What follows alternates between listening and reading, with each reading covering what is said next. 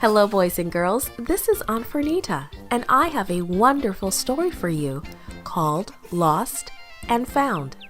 Today's memory verse is from Jeremiah chapter 31, verse 3. God said, "I love you with a love that will last forever." The message for today's story is we are important and precious to God. Have you ever lost your favorite toy? Did you look every place you could think of? Your lost toy is like a coin in a story Jesus told. There was a woman who owned 10 silver pieces of money.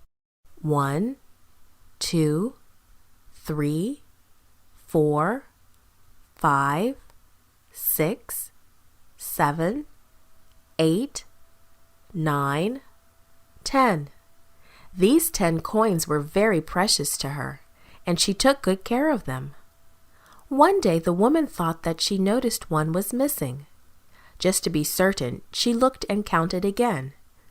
1, 2, 3, 4, 5, 6, 7, 8, 9. Sure enough, one was missing. This woman may have lived in a house with a dirt floor. The house may have had just one small window, so it was dark in the house. When she realized her coin was missing, this woman knew it must have fallen to the floor. It was lost. Since there wasn't much light in her house, it would be a big job to find it. But this coin was very precious to the woman. It may have been a gift to her. Finding the coin was important. Everything else she had been doing had to wait. So she lit a lamp to give her more light, and then she went to work. Carefully, very carefully, she looked for the coin, watching for a sparkle and listening for a sound in case the coin fell out and hit the hard ground. She swept the whole house carefully, looking closely for her coin. First this part of the house, then that part of the house, taking the lamp with her as she moved. Slowly and carefully, ever so carefully, she swept the floor clean as she looked for her coin. And then, did she see something sparkle just a little? She bent down to take a closer look and pushed aside the dirt. Yes, there was her coin. She had found it, and she was so happy. She ran and told her friends and neighbors, "My coin! I found my lost coin!" "Come," she said, "come celebrate with me." Just like that coin was precious to that woman, we are precious to God. We are so precious to God that He doesn't want us to be lost. He will search for us because He wants us to belong to Him. And He wants us to help Him search for other boys and girls, even mothers and fathers who may not know Him. He wants all of us to live in heaven with Him forever. Very soon, Jesus will come for us and take us to live with Him. In heaven, we will sit with Jesus and hear wonderful stories that He will tell. Heaven will be a special place for all who choose to belong to Jesus. This podcast is produced by Gracelink.net at Studio El Piso, Singapore. For more children's resources, please visit Gracelink.net.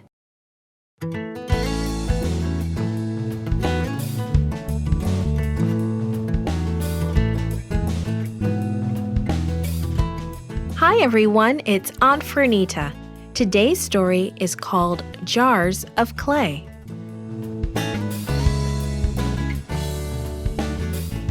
The memory verse is from Isaiah chapter 64, verse 8. It says, "O Lord, we are the clay, you are the potter. We are all the work of your hand." Today's message is God holds me in His hands and molds me. Sammy loved to make things from clay or Play-Doh. It was very soft and it felt so good. He made animals, buildings, cars, people, and cups. The clay in Sammy's hands became whatever Sammy wanted. A man in the Bible enjoyed working with clay too. Perhaps it happened like this. Lifting the corner of a wet cloth, the skilled artist cut a slab of clay from the large lump. He slapped it down on the potter's wheel and sat down. He pulled his robe up to his knees. Then slowly, he began to turn his wheel and form the clay. Underneath the potter's hands, the clay seemed to take on a life of its own. Once flat, it now had a hollow center and smooth, pale sides. The potter dipped his hands quickly in a basin of water and returned to his work. Almost lovingly, his hands put pressure, and the shape responded instantly. Rounded sides began to narrow to form a long neck. A lip was formed in the front.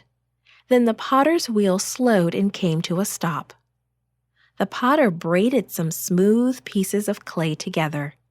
He fastened them firmly onto one side of the pot to make a handle.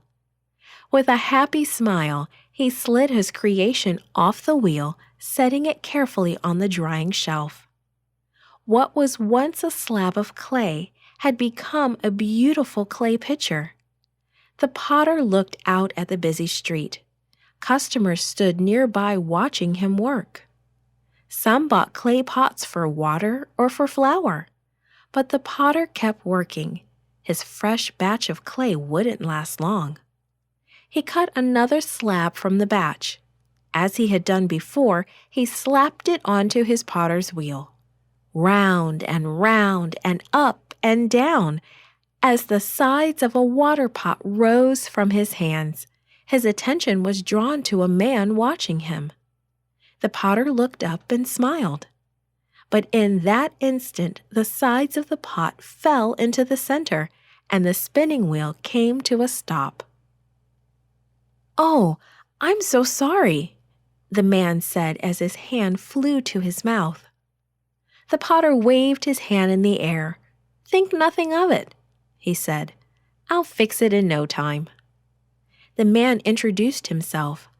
"My name is Jeremiah. I was sent here by God to watch you work." The potter seemed interested.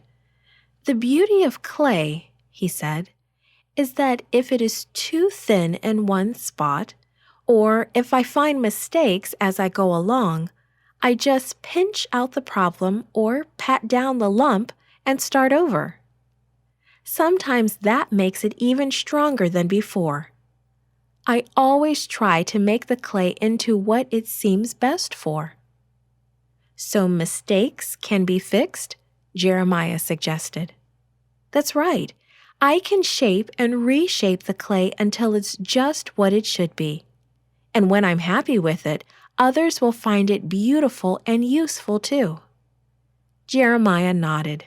"Your work is beautiful," he said. He stood and watched the potter a little longer. Then he admired the objects on display once more.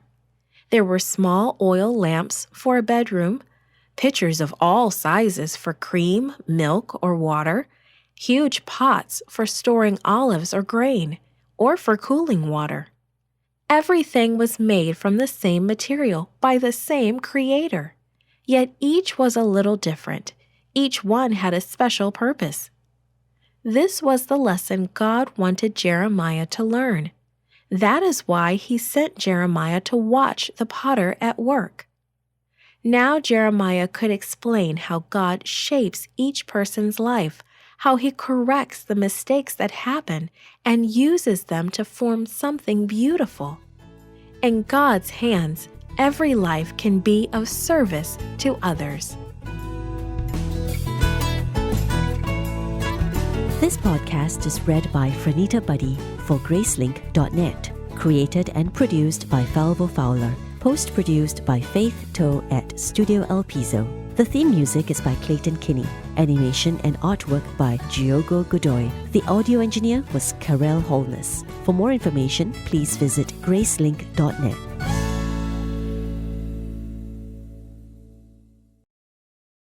Sister?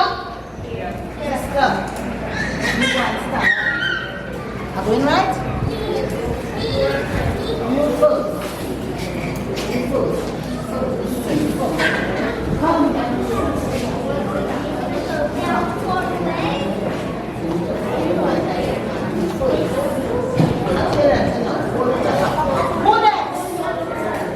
Who's next? I'm blocking you. Sorry. Who's next? No, wait. Who's going next? Who do you think is going next? C? Okay, C, come down here. You have C? Nice. Come, you go on. Alright. Who's next? L. Who's next? You should go down. So you know. Who's next? L. Is it L? No, he's not right. I don't see his eye. Hold up here. That's okay. See.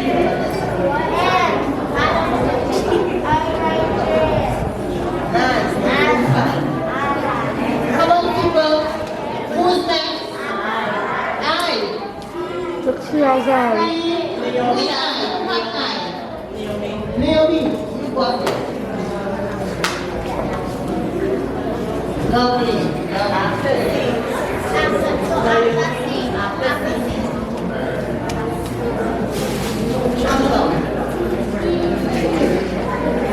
Right, beautiful. Who's after I? N. Right, thank you for that.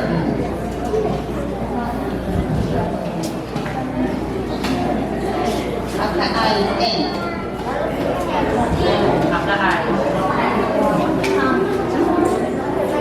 Alright, come walk down. Nice. Okay, who's after N? D. You sure? You sure D? Okay, D, come down. Oh, that's next N. Walk down.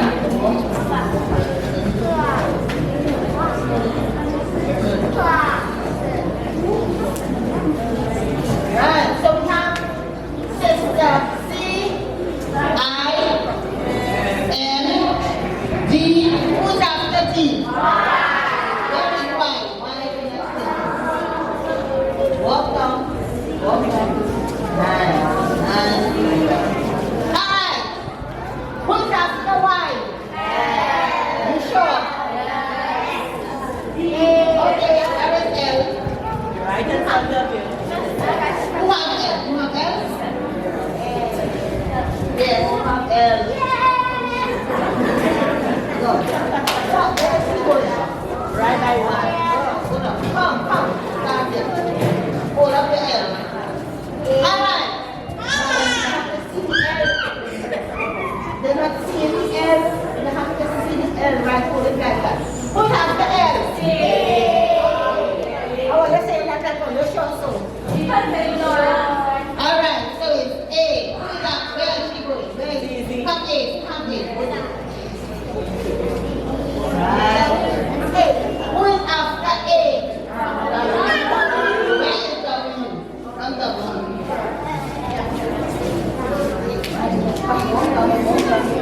After W. Come here. Who is after R? Lovely. And after E is? What else? What else?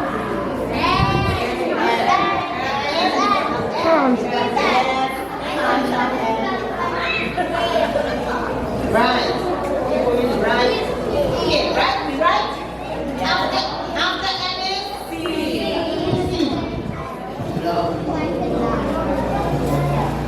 Alright. And you have E. Now, let's get the spell. Who do we have this morning? This time, we will add sister singular. Come up here. Talk to you. I want to put it down. Okay? So put the letters back. Amen.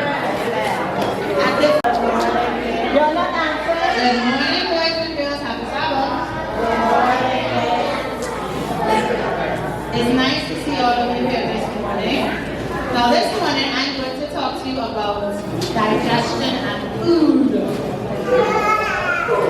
I'll introduce you to my friend just now. I'll introduce you to him just now. Does anybody know what is digestion? Can you tell me what is digestion? What do you think is digestion?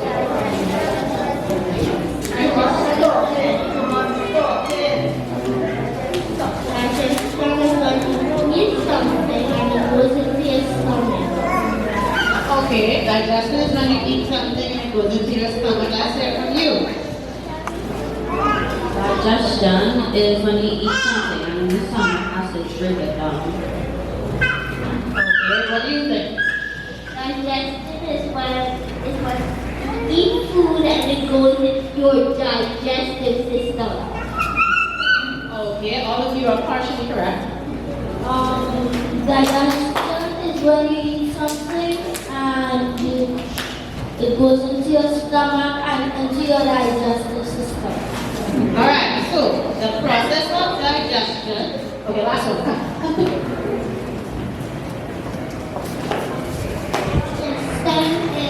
Is when you eat something, it goes into your belly and then it digests.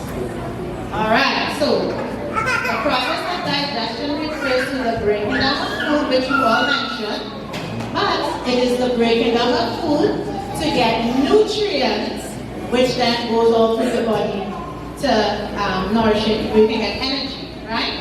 So what is digestion? It's the breaking down of the food, but it's the breaking down of the food to get the nutrients in order to go through your body to get energy. Yeah? Alright, now we'll introduce you to my friend. Mikhail, can you come assist me? This is my friend Steve.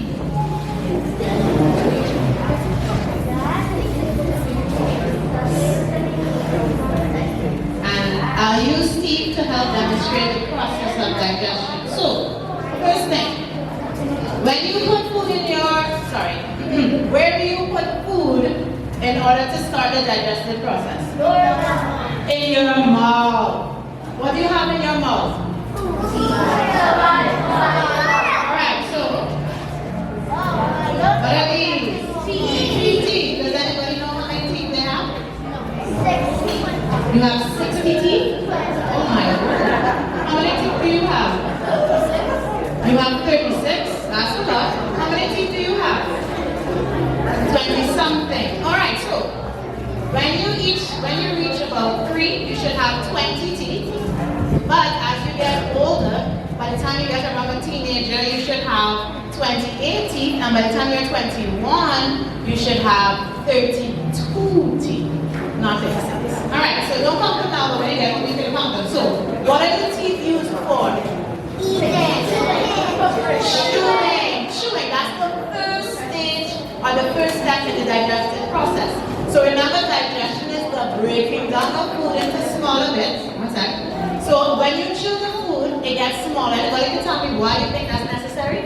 Why would you want the food to get smaller? Because you might choke if you just swallow it. That's a very good point. If you were to put a piece of bread and you just swallow it, it could get stuck. Right? So you chew it to get it into smaller pieces. And when you chew bread without drinking anything, does it stay dry? It does? No. What happens to your mouth? How does it get wet without water? Saliva. Now you have salivary glands in your mouth that produces saliva to help moisten the food so that when you swallow it, it will slide right down. Now what do you think? There's a muscle in your mouth that helps you swallow. What's that muscle? Your tongue. Your tongue. I'll show you mine. It's not polite to show people your tongues, by the way, just saying. Alright, so we're here. Food goes into your mouth. The muscle, which is your tongue, helps you to push it into your throat. Now I want you to take a breath. Everybody take a breath. Where does the air go? Your lungs. But how does it get to your lungs? To your throat. Now when you eat, where does the food go? To your throat. But does the food go the same place as the air? No. No. Now you see, God God is awesome. Now, I want you to, every time I say God is great, you say, yes, He is awesome. God is great? Yes, He is awesome. Good. Now, God made us so perfectly that this is called the esophagus. This is where the food goes, and it goes from your throat down the esophagus. This section here, it goes to your windpipe and then to your respiratory system. But when you swallow, the food does not go into your lungs. There is a small flap that covers the windpipe every time you swallow so that the food goes down the esophagus without you even thinking about it. You don't have to think about it. God is great. God is great. Right, so the flap, I want you to remember this because I'll give a prize to whoever remembers. There's a flap that covers the windpipe called the epiglottis. What is it? Epiglottis.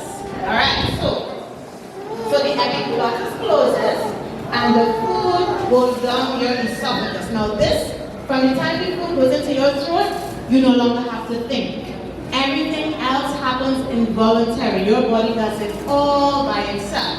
Now, I'm going to show you the process of how food goes down the esophagus. So we're going to pretend that this is the esophagus.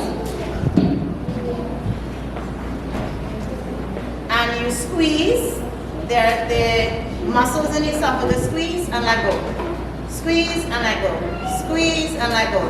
And it does this all the way down the esophagus. Even if you stand on your head, your muscles will squeeze and let go. Squeeze and let go. And it can do this all by itself. Now, once the food goes down the esophagus, it goes to this. Anybody knows what this part is called? Your stomach. Well done. Now, the stomach is a special organ that has 3 strong muscles. Now, once the food goes into the stomach, it starts to churn. What's the word? Churn. Has anybody ever seen these slushy machines anymore? And yeah, you see the slushy machine and you see it goes around and around. That is just how the food looks like in your stomach. Once it reaches the stomach, it starts to churn and it looks just like a slushy. So next time you eat, you picture the food going on, and as soon as it gets to your stomach, it's a slushy machine, right? So once it gets to the stomach, there are special acids and enzymes in the stomach that help to churn the food.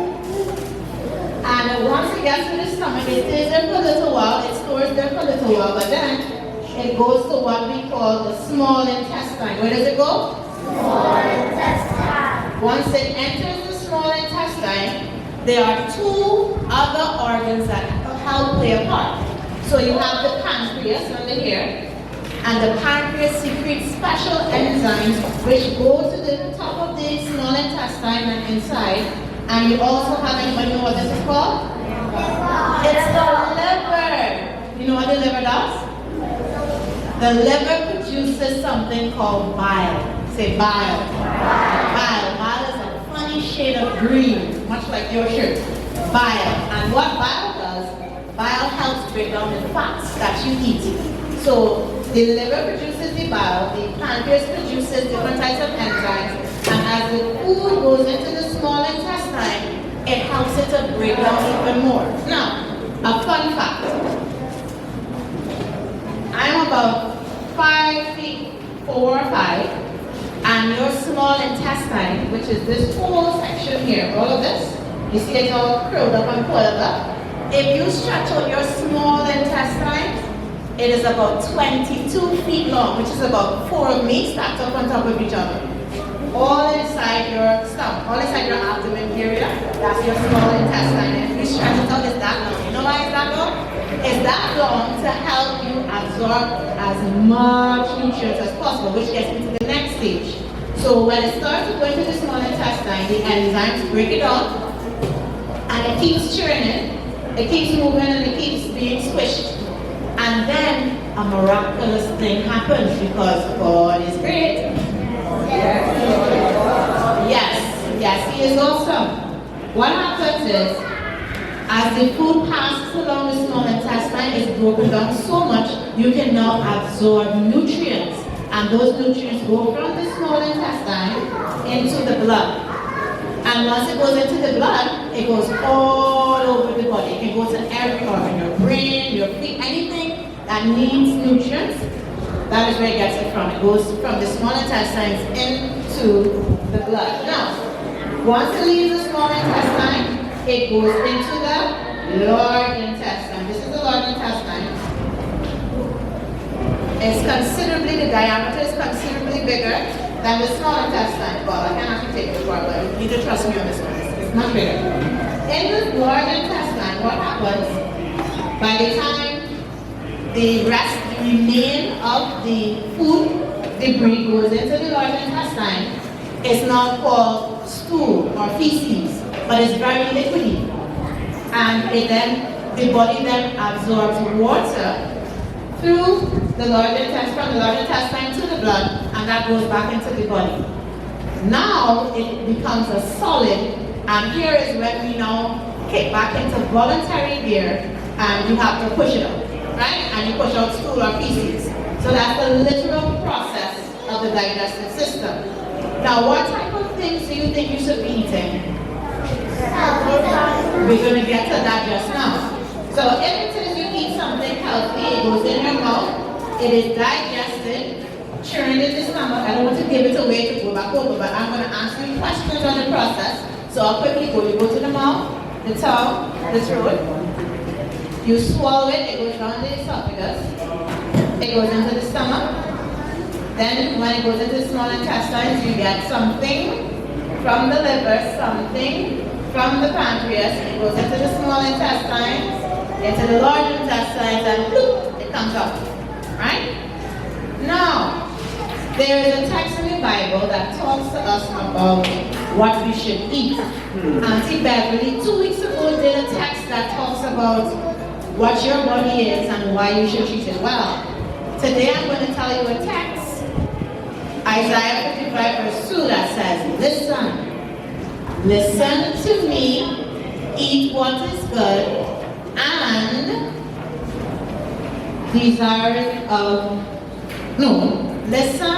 listen, eat what is good, and delight yourself in rich food. Isaiah 55 verse 2. And basically what that is telling you is to eat proper food.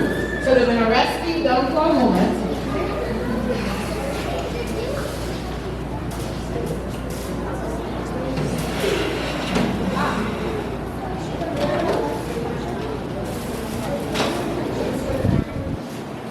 Everybody knows what this is?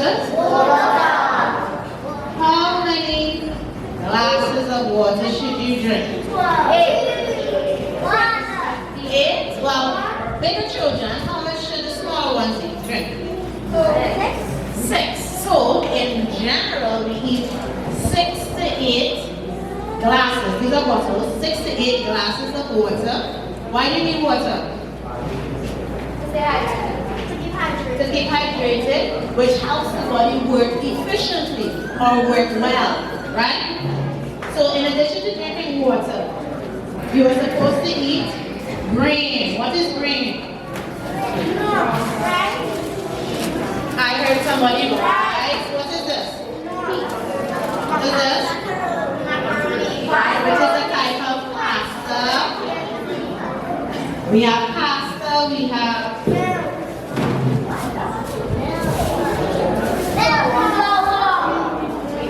flour. So grain is made up of flour. What do you use flour to make? Bread, roti, those things. So you have flour, you have pasta, you have rice. Who likes rice? Everybody, yes, rice is good, pasta is good. And bread. These are green. In addition to green, you should also have, what are these? Vegetables. No, these are not fruits, these are vegetables. We have fruit though.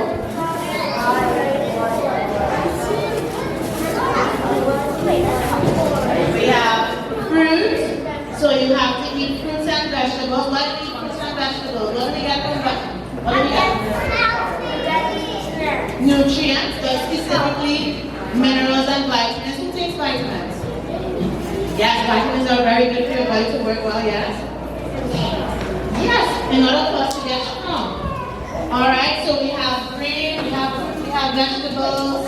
Let's see what else I have. We have, what's this? What category? This is dairy. Very good. Cheese, milk, yogurt. Who likes yogurt? Yogurt is, yes. And what do we get from dairy? Anybody wants to get the C? Calcium. What is calcium good for? Your teeth and your bones. Let me see. If it is, you can stand. Everyone stand, let me see. How are you able to stand? Your bones. Have a seat.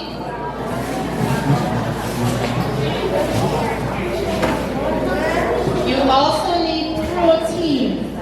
You get protein from meat, like tuna or chicken.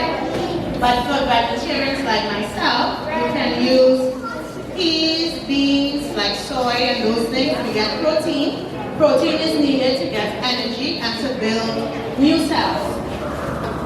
Now, the smallest itty-bitty part of your diet is supposed to be fats, oils, and stuff like candy. Now, when I say the itty-bitty smallest part, it's the least amount you should eat. So if it is that you don't want to eat all of your rice, then you can't have any candy because then it would not be a balanced diet.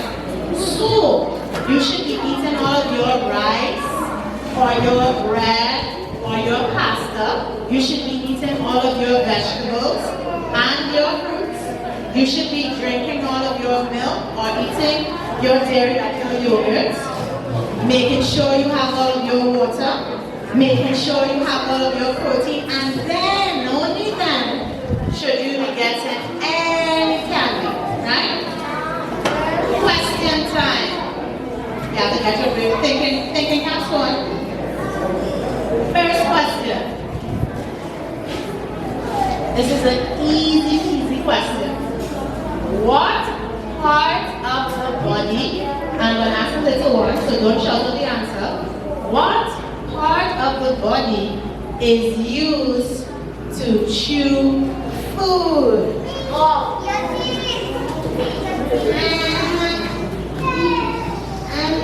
Swallowing things. Before we swallow, what part of the body do you use to chew food? Teeth. Give her a round of applause. Alright, next question. What do you call the flap that you cover the windpipe with when you swallow? Epiglottis. Give them a round of applause. When the food leaves the throat, where does it go? No, before the stomach. Before the stomach. After the throat. Esophagus. What is it called? Esophagus. I want you to say esophagus. Right? Once it passes the esophagus, it goes to the stomach. Well done. Now, there is a word for the process that happens in the stomach. What's the word? Say it again. Churn. The food is churned. Very good. There are two organs. Once the food leaves the stomach, it goes to something, but there are two organs that assist. Yes, yes. Yes. No. Yes, Josh. And there's one more. There are two. Ask your cousin. Liver and the pancreas. Well done. That's you. For you. Alright, so once it's in the small intestine, what's the fun fact? Who can tell me approximately how long is the small intestine? Let's only get a chance. 20 feet is a little bit more, but yes, I'll take 20 feet. feet long. Well done. All right. What happens in the small intestine? What happens? Somebody didn't go yet. What happens? Absorption. Well done. So the food is absorbed, nutrients are absorbed in the small intestine. By the time it gets to the large intestine, what happens?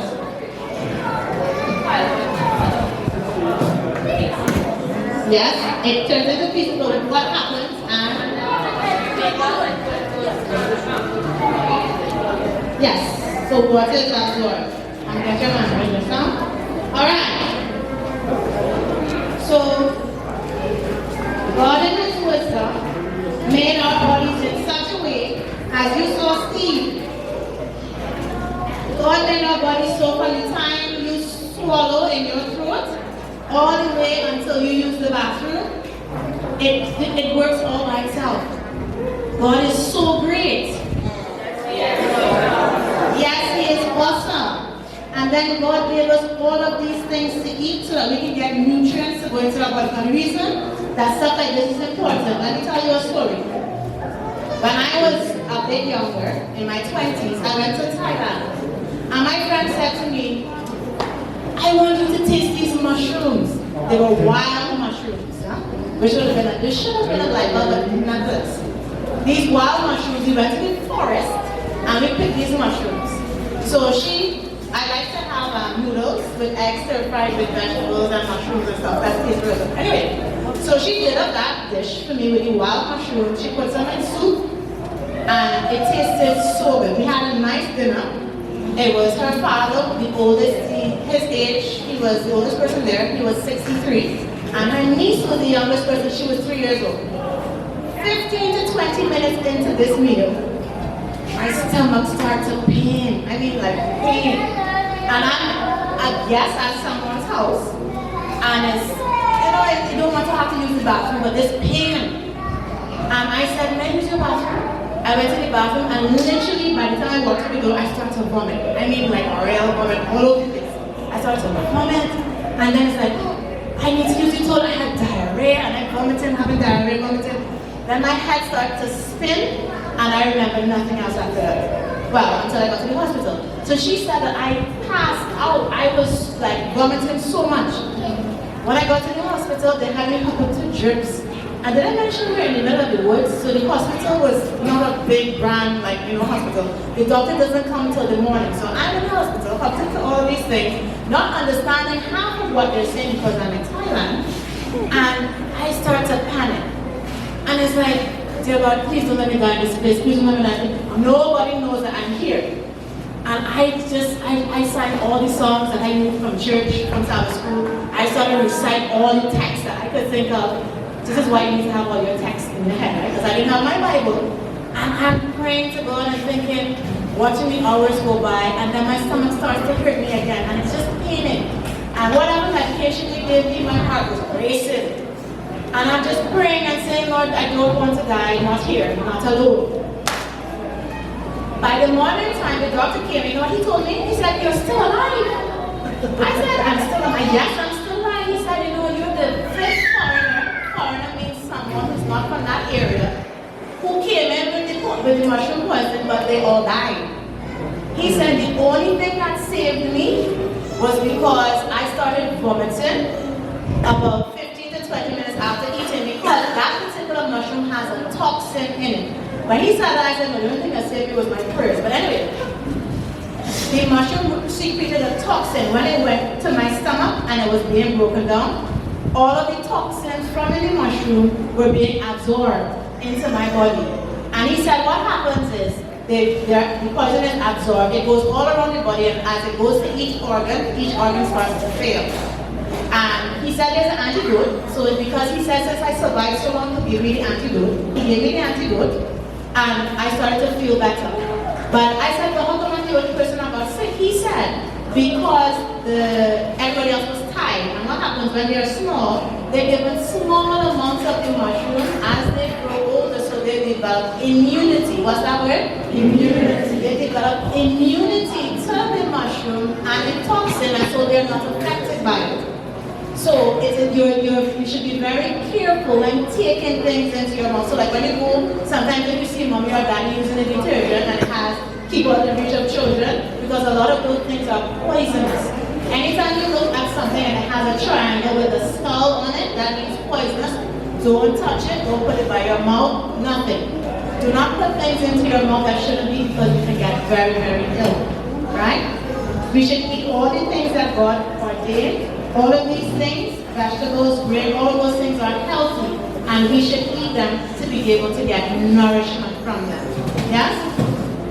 So, I want to leave with you this message that God is great. Yes. God is great. He made us in such a way, He made us so perfectly that our bodies basically take care of themselves. All we have to do is put the food in our mouth, and our body does everything else for us. But we have to make sure that we put good things. As the text says, we have to put good things into our mouths. So I'm going to say the text. We're going to say the text again. Listen to me, eat what is good, and delight yourselves in rich food. Isaiah 55 verse 2. So repeat after me, listen to me, eat what is good, and desire yourself in rich food. Isaiah 55 verse 2. Have a good Sabbath.